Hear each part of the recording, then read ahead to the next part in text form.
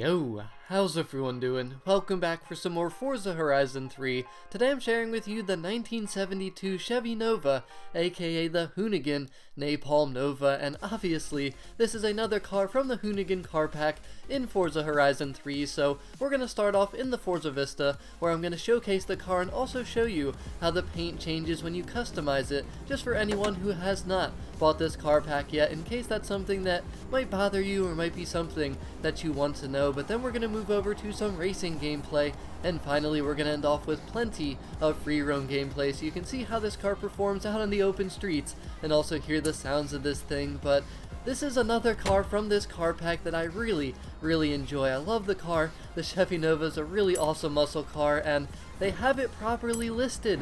It's a classic muscle car. Can you believe it? They got it right. I'm very proud of the Forza team on this one, but I have to say, man, just straight black looks really good on this thing. But I also do like the Hoonigan design. I have to say, it's very simple, but it does look good. I really do like it, and overall I just love this car. I mean, it's a really beautiful car. Not huge on the wheels once again, and the interior design on this one, not the nicest of the Hoonigan cars from this car pack, but I gotta say, this thing sounds very nice. Some really good crackling, and I mean, it just sounds like an awesome, aggressive muscle car, so you'll be able to hear the sounds of this thing near the end of the video, which you definitely want to hear. I mean, if you haven't heard this thing yet, this thing does sound very nice. But let's talk about the performance of this thing, and this is actually a very good race car, which I was very surprised by because 55% of the weight is in the front of the car, so I was thinking this thing really just wasn't going to have any grip.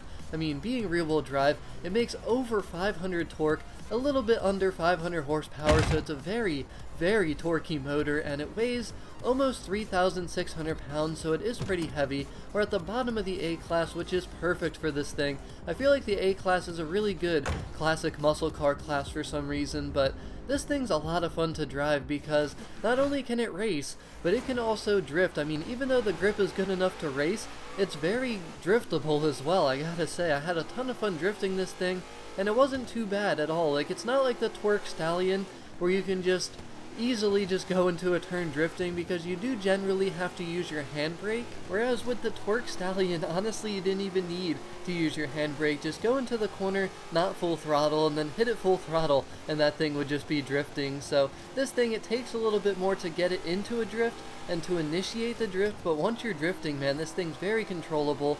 And I don't think, once again, that it's quite as controllable as the Hoonigan RX-7, but it's very nice, and it's manageable. It's not like one of those cars where it takes a pro to drift this thing, and I mean, considering I don't drift all too often, I was very impressed with how well I was able to handle this car. But in terms of racing ability, I mean, the launch really isn't that great. So at first I was like, great, the grip's not good, I mean, the launch isn't good, so the launch isn't that great, but after that, the grip is good enough for sure. I mean, going around turns, it's not bad at all, and in a straight line, right when you hit second gear, you actually have full grip, so that really surprised me, especially considering how much torque this thing makes. But the acceleration is okay. It's not super fast. I mean, the first few gears feel pretty quick, but the top gears, not so much. They definitely slow down, but the top speed of this thing is very good. It's about 186, which is really good for low down in the A-Class. But I do have to say, I really don't like the gearing ratios. I mean, the gears that accelerate fast are super short, and then obviously the top gears that are a little bit longer just don't accelerate quite as quickly, so the gearing doesn't feel all that good. But considering how good the grip is on this thing, I still liked it a lot, and the braking really isn't that great. I mean, you saw it there just a little bit ago here in that race after that long straightaway where I had to make that sharp turn.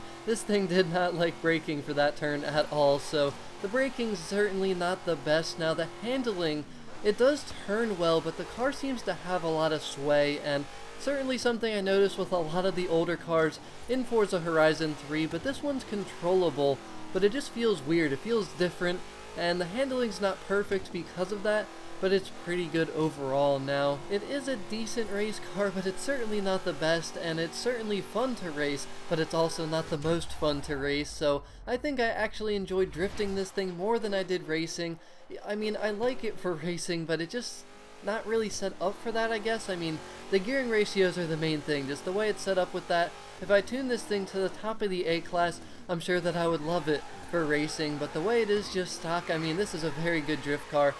It's not the best, once again, but it is fun, it's very controllable, and I mean, the gameplay that you're about to see is a perfect example of it, because I'm not someone who drifts a lot. I always talk about this. I mean, lately I have been with these Hoonigan cars, because that's kind of what these things are mainly for, and what they're probably best at, and certainly from my experience, it seems to be what they are best for, so it is fun drifting this car around, and probably top 3 for me so far in the Hoonigan car pack of the cars I've reviewed. I think I only have 2 left from this car pack to review yet, but this one was certainly a ton of fun, so I do want to leave you with some gameplay, just drifting around, and then also some car sounds so you can hear this thing. But as always, thank you very much for watching. Let me know what you think of the Napalm Nova in Forza Horizon 3.